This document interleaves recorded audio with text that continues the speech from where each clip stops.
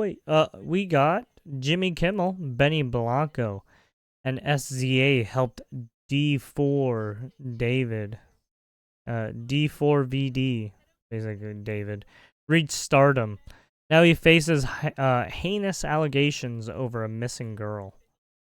He got his start in music by making soundtracks for gaming videos. Then one of his songs went viral on TikTok, propelling him towards stardom. And by November 2023, he made his late night debut performing on Jimmy Kimmel, who just got canceled because he was a fucking retard, at the age of 18. But where the world once seemed to be a D4vd's feet, the weight of it now rests upon his shoulders after Los Angeles police discovered the dismembered remains of a missing 15-year-old girl inside a Tesla registered in his name, sparking a homicide investigation. The same stars and collaborators who once championed D4vd's rise are now scrambling to distance themselves from the romantic homicides singer as suspicions mount. Yeah, there's a bunch of there was one Twitch creator that apparently had a run-in with them. A pretty big Twitch creator too, part of the FaZe clan. Anyways, and the space. I don't even remember. Is he part of the FaZe clan? I don't remember. Anyways, I don't care. He's a fucking weirdo. Anyways, in the space of a few days, fellow artists have unfollowed him en masse. Collaborations have been asked to be pulled from streaming platforms. Corporate brands have dropped him from ad campaigns, and his world tour has been suspended indefinitely as investigators close in. All the while, David's real D4vd's real name, David Anthony Burke, has remained silent, with all inquiries directed to the star's attorney, Blair Burke. Well, I mean, he's smart, given literally given all the fucking evidence that's mounting up against him. He's like, yeah, it's probably not best to say anything. Who has not responded to any request for comment. Burke has previously represented the likes of Prince Andrew. On Wednesday, police raided a Hollywood Hills home Burke had been renting for $20,000 a month. Detectives were seen leaving with bags of evidence, including a laptop. No charges have yet been filed, and no persons of interest have been named in the case. Burke, 20, is said to be cooperating with investigators. David, this is the victim. Or, well, the deceased victim now. The controversy erupted on September 8th with a horrifying discovery at a Hollywood tow yard, where officers were called to investigate a putrid stench emanating from the front trunk of a black Tesla Model Y that had been on the lot for only 2 days. Inside, they found the partial decomposed remains of 15-year-old Celeste Rivas, sealed in a plastic bag. The teen from Lake Elsinore, California, was reported missing by her family in May 2024 when she was just 13. Suspicious. Sources close to the girl alleged to the Daily Mail on Wednesday that Burke had been in an underage relationship with Rivas. Suspicious. It's unclear when the alleged illicit relationship began, but once a source claimed Burke first made contact with Rivas when she was just 12. Suspicious. I'm just saying, suspicious. Rivas' brother also told local media his family was aware of her alleged relationship. Matthew Rivas claimed, right, you want to talk about suspicious relationships? Here, you have one right here. Right, it's not some, like, old fucking guy who's dating some fucking, right, some fucking 20-year-old, 21-year-old, right? No, this is some fucking, right, 20-year-old who was dating a 15-year-old at one point. Or who, right, some 16, 17-year-old dating a minor. Alright. And that's shady as fuck. Anyways. One of Daily Mail's sources claimed Rivas ran away from home because her family didn't approve of her alleged relations with Burke. Oh yeah, I wonder why. Yeah, no wonder. Yeah, maybe because he was older than you, way older. Anyways, the source claims Rivas continued to keep in contact with her friend for more than a year after officially being reported missing. About all messages and calls from her abruptly stopped in late July or early August. A date and cause of death for Rivas have not been confirmed. However, authorities said the girl appeared to have been dead for some time because her dismembered remains were in an advanced state of decomposition. That means she's been in there for a while, or she's been like that for a while. Burke was away performing on the U.S. leg of his Withered World Tour when Rivas's remains were found in his impounded car. Months earlier, he'd performed at LA's coveted Coachella Festival. Burke also performed his song "Feel It" on the Late Show with Stephen Colbert. But the performance was since been scrubbed from Colbert's channels. Burke's vehicle had been abandoned for several days near Dahoney Palace, or Dahoney Place, and Bluebird Avenue in the Hollywood Hills, close to Burke's bedroom, 4-bathroom rental home. Burke has not publicly confirmed whether he knew Rivas. Investigators are now examining images and social media posts that appear to show the pair together as they work to establish the nature of their connection. So, got him being an artist, yes. Anyways, as the questions continue to mount, the chorus of voices that once sang his praises has fallen silent, and in some cases turned their backs on him altogether. The first domino to fall was Grammy Award-winning singer-songwriter Carrie Uchis, who announced to her followers on Instagram on Wednesday that she was working to get her Crashing collaboration with Burke removed from all streaming services. The announcement came amid torrent of comments from Outrage fans quizzing her over ties to Burke. Within hours of Rivas being publicly identified, "Not my friend, I did a song with him," which that's everyone's being like that right now, ever since he came out to, right? Which is currently in process of being taken down given today's disturbing news, she wrote in response to one comment. As of Friday afternoon, the song was still accessible on Spotify. The streaming giant has been contacted for comment about Uchis' request and asked whether any other artists with songs with Burke have requested similar action. Burke has other collaborations with Stray Kids, Hyunjin,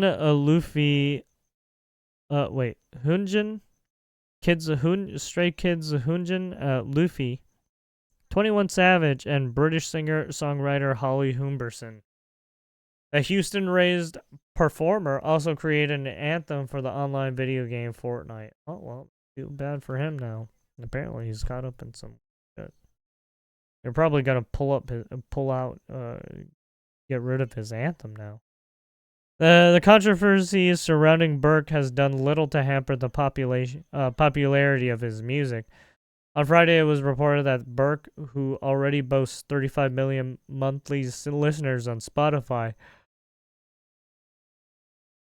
was the biggest gainer on Spotify's global artist chart, jumping up 63 spots to number 90 on their most listened to list.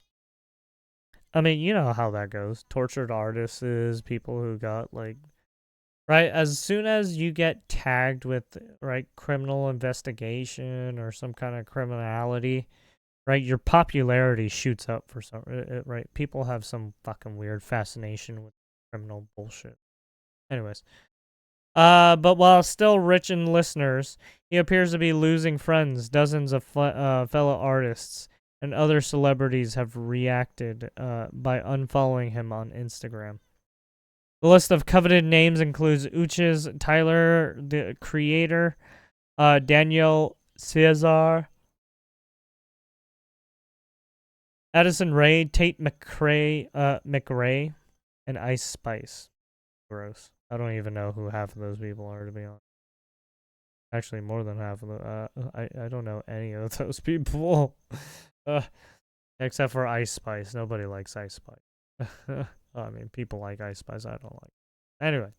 Fortnite's social pages have also reportedly unfollowed him on all platforms as have a series of streamers he used to collaborate with. Oh, yeah, what? Oh, gross. Pokimane, who previously appeared on stream with Burke, released a statement on social media. Ugh, I don't even care about her. I'm shocked and disturbed as everyone else. Blah, blah, don't care. Burke's social media pages are awash with pictures of him posing next to some of music's biggest stars. He previously owned for R&B singer SZA on the North American leg of her... What the fuck? There's a goddamn helicopter right now. Leg of her SOS tour in the fall of 2023, with one post showing the pair posing backstage together. Others show him rubbing shoulders with the likes of Billie Eilish, Rosalia, 21 Savage, and producer Benny Blanco.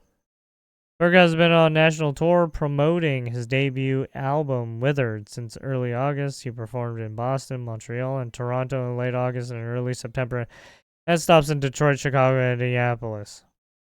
So basically, they're just going over basically his life work,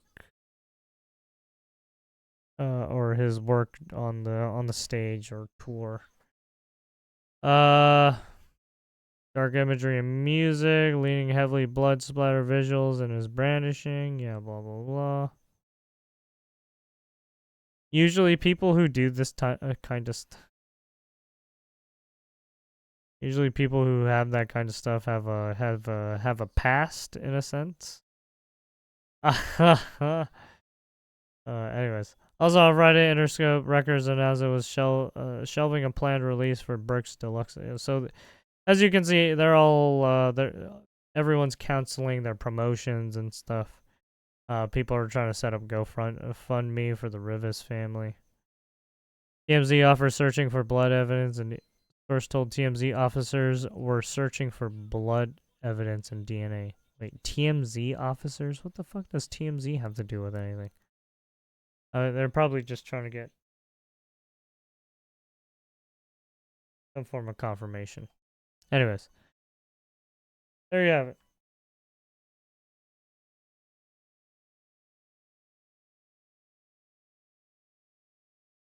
Let's see, what do we got?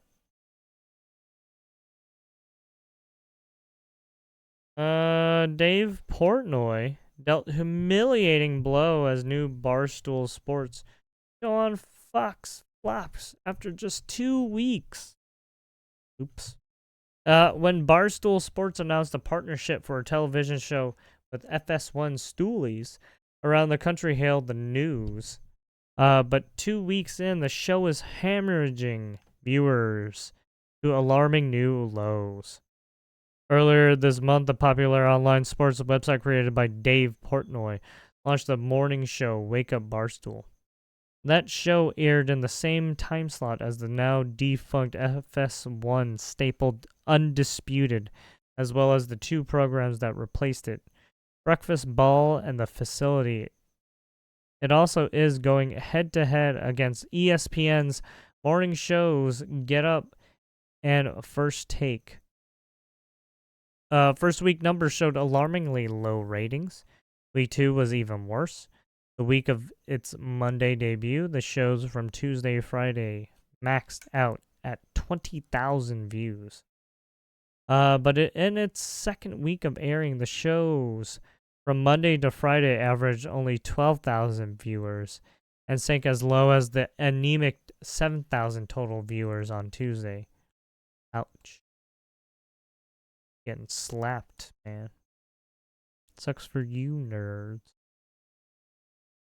The shows on Wednesday and Friday were not much better, drawing just 8,000 views, while the show has lasted longer than Barstool's last endeavor onto the airwaves, when female talent at ESPN threatened the company and led to the cancellation of Barstool Van Talk after just 2 episodes. The numbers were worrying for Portnoy and Fox. Portnoy has even admitted he's not too satisfied with the product he's putting out on an air in his Monday appearances. But the good news for him is that Monday appears to be the best days for viewers. The bad news is that only 23,000 viewers tuned in for Monday of week 2. According to Awful Announcing, the average viewership in the show's second week is nearly 35 times lower than the average of what ESPN drew for the first take in just that month of August alone. Are they trying to get like national like news like TV news like if these people are trying to get like average the I'm sorry, get out of here. At a time where there are no NFL or college football results to pad their rundowns. Moreover, Wake Up Barstool is on track to be the worst rated FS1 show in history. The second week average of 12,000 viewers, and is even trailing the new network's broadcasters of Major League Pickleball by 3,000 viewers. Damn, even getting compared to fucking pickleball, man. That's rough. Holy shit. Anyways. What is this? The sick moment I knew the zombie hunter was the sadistic serial killer I was looking for. Huh? Detective Troy, A. Hillman took a step backward and stumbled into a pile of old magazines and newspapers. A family of cockroaches scurried to an adjacent pile. He pushed himself upright and stepped into a half-empty McDonald's carton, complete with crusted ketchup and moldy fries. That's gross. Hillman cursed at the disgusting mess. Home to suspected serial killer Brian Patrick Miller, but much, much worse has to come. As he looked around the kitchen, his eyes were drawn to the refrigerator in the corner and the vile image that covered it. In the 20 years that had passed since Angela Brosso had been snatched from a bike path along the Arizona Canal in Phoenix before being stabbed, sexually assaulted, and decapitated, the public had largely forgotten about her while her killer roamed free. It was only when Hillman and his elite team of cold case detectives began re-examining her murder along with that of teen Melanie Burness in 1993 that one key, very surprising suspect emerged. Miller was an outlandish character who called himself the Zombie Hunter, dressing in a steampunk-style trench coat and menacing mask and brandishing a fake Gatling gun. His pride and joy was an old, customized police car that he drove around Comic-Con conventions. Oh, shit. Oh, man, he was driving around Comic-Con conventions, and he fucking did some weird shit. The bloodied car was a cynical clue to his true identity. Let me guess, he used that car to fucking cause the murder and shit. After he was arrested in early 2015 following new leads based on genetic genealogy, the painstaking task began to collect enough evidence that would put him behind bars for good. There is him apparently. In his exclusive extract from Hillman's new book, Chasing Down the Zombie Hunter, he described in chilling detail the moment he set foot in the sadistic serial killer's house from hell. So I guess he was some fucking crazy who had his house get all fucking decrepit and basically condemned because he didn't clean it.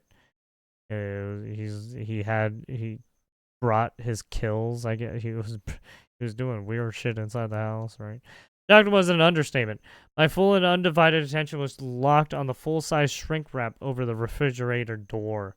The shrink wrap art depicted the inside of a fridge with a woman's head in the freezer, her hands and fingers on a shelf, and eyeballs in a jar. The original detective's theory held true. Without words, he just told us.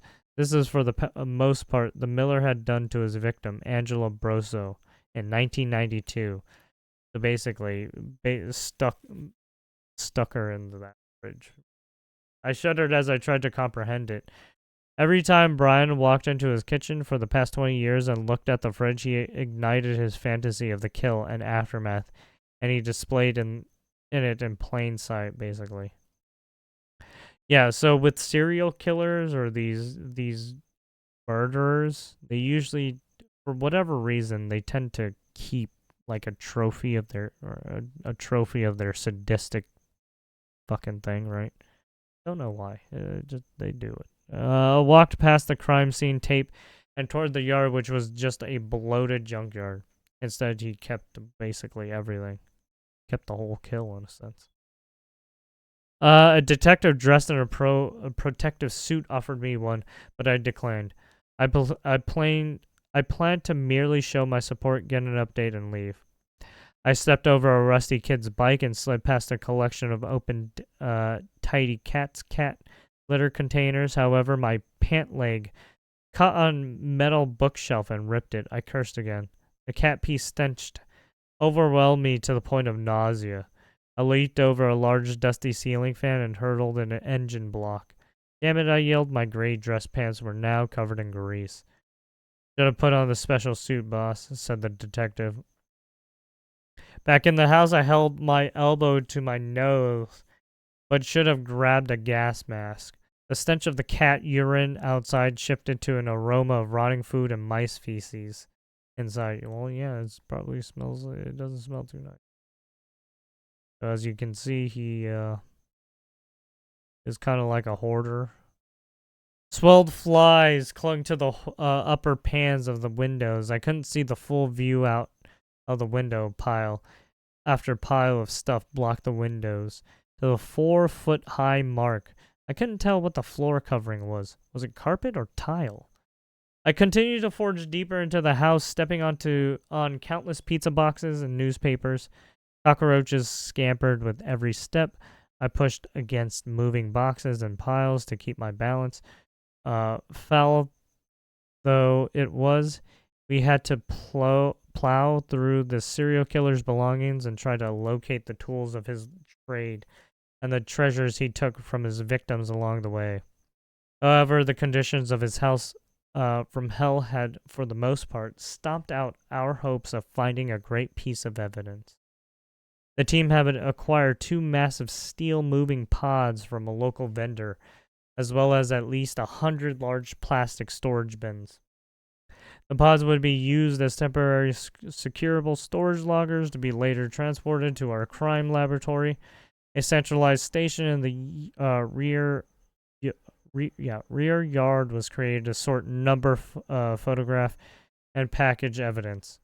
Admittedly, I was glad to leave the horrid house. I couldn't believe that anyone could live there and was appalled that Brian had made his teenage daughter endure those conditions. I'm sorry, what? He had a daughter? Okay. Oh. I needed to organize the team who would handle incoming tips from citizens and law enforcement agencies on other crimes.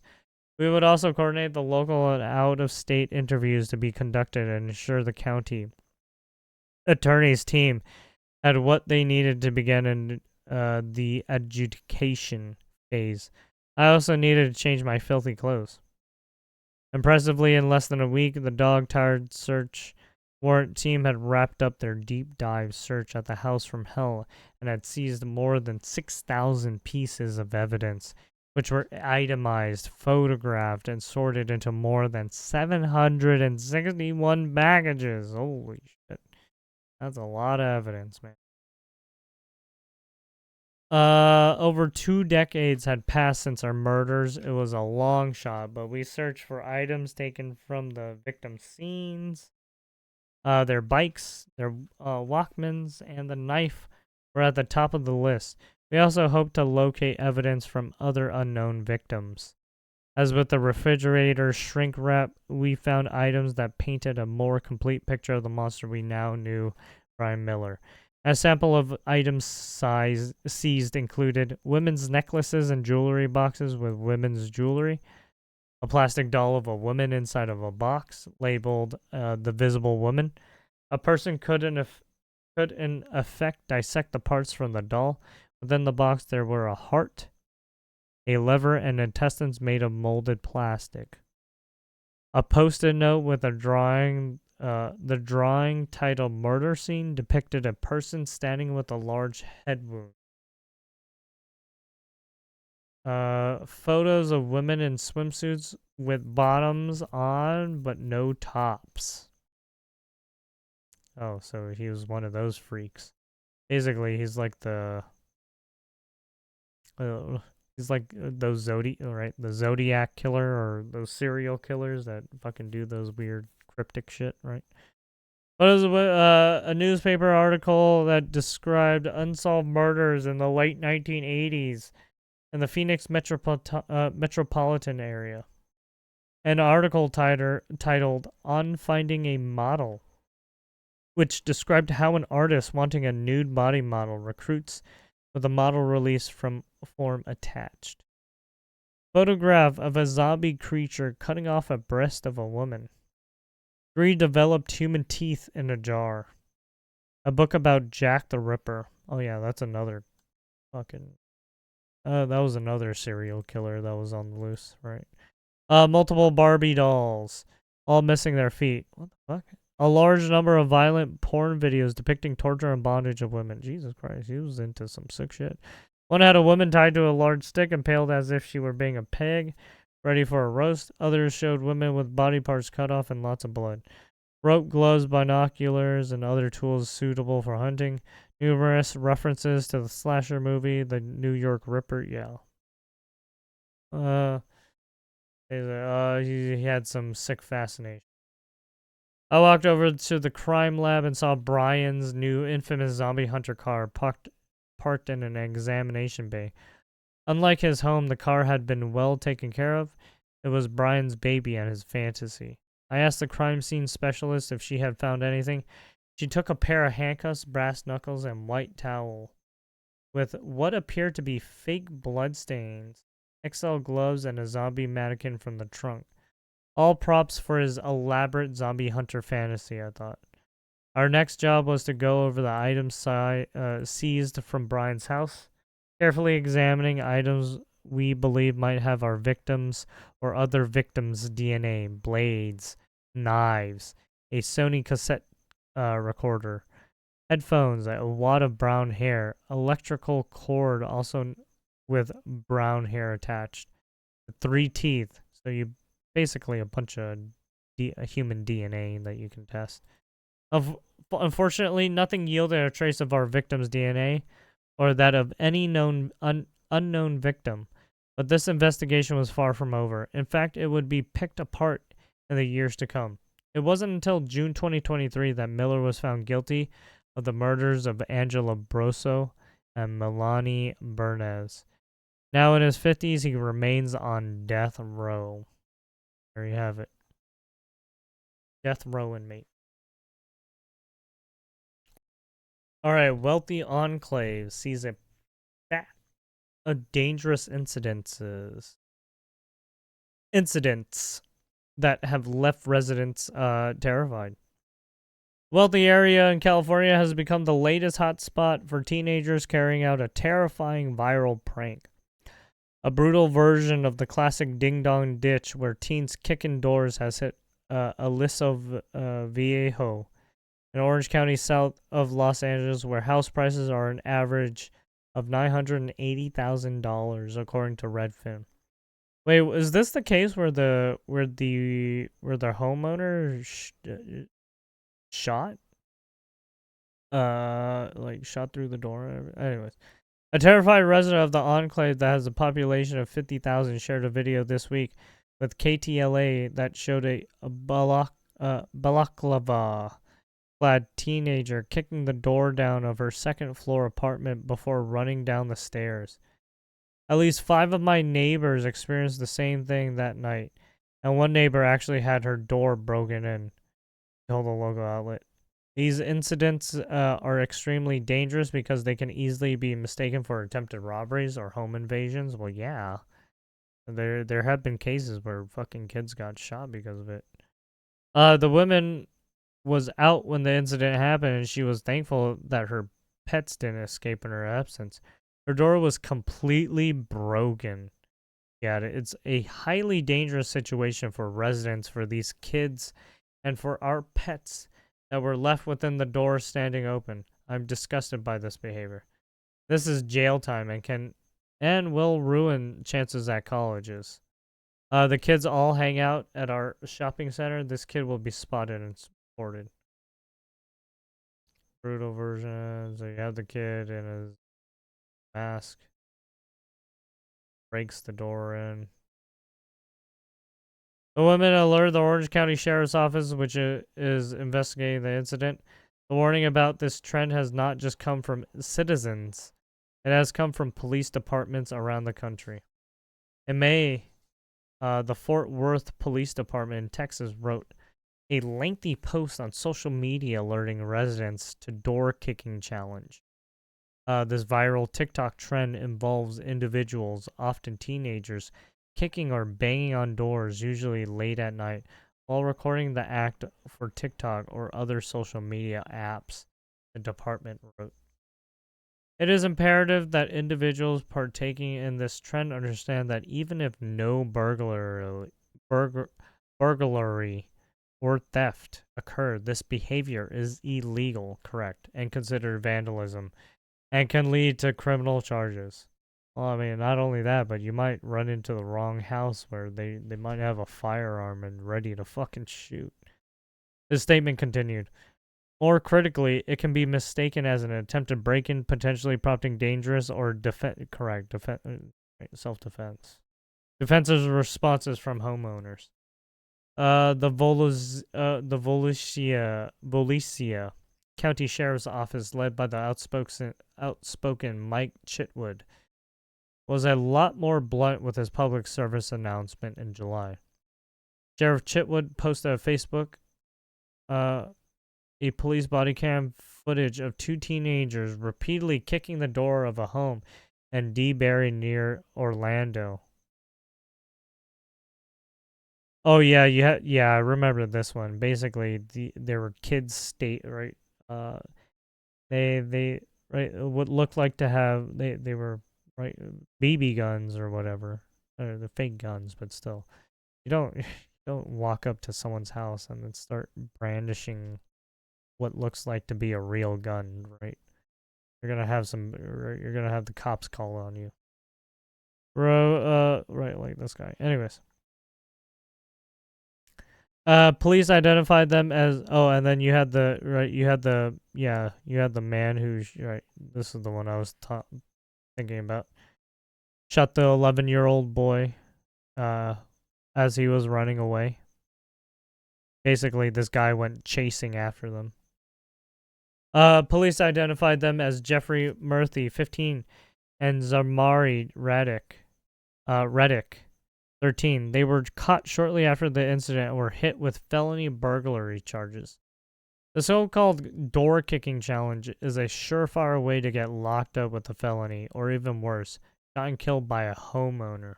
Correct. Sheriff Chitwood said. I mean, he already had this, right? This guy shot someone, and look what happened. Now he has to deal with court bullshit. Parents, well, I mean, he kind of, honestly, with this case, he put himself in that. I don't feel sorry. He shouldn't have chased after the fucking kid and then fucking shit. So that's on him. You basically just murdered a kid in cold blood. Kid's challenge is not harmless and is the dumbest way to end up with a felony charge or dead, he added. Mere weeks later, a group of 5 Florida teens were seen marching through Riverview, which is about 20 minutes from Tampa. One of them was armed with an airsoft rifle in a home security video. The teen was seen pointing the gun at the front door and firing it. As several shots rang out, he then darted out onto the streets with the rest of the group, laughing as they ran. The door kicking challenge is a prank circulating on social media. Parents, please talk with your children about this dangerous trend, which could end in tragedy. Hillsborough County Sheriff Chad Chronister said in a statement at the time, the worst happened in Houston, Texas, where 11-year-old boy Julian Guzman was shot to death after he was playing ding-dong ditch with his friends in late August. Gonzalo Leon Jr., a 42-year-old homeowner, was charged with murder after police accused him of shooting Guzman in the back while the boy was running away after the ringing his doorbell. Basically, I think because there's ring footage of it happening, so that's probably why the police said that. But yeah, anyways. There you have it. And that is the articles we have. And I will leave everything in the description like usual. Bye.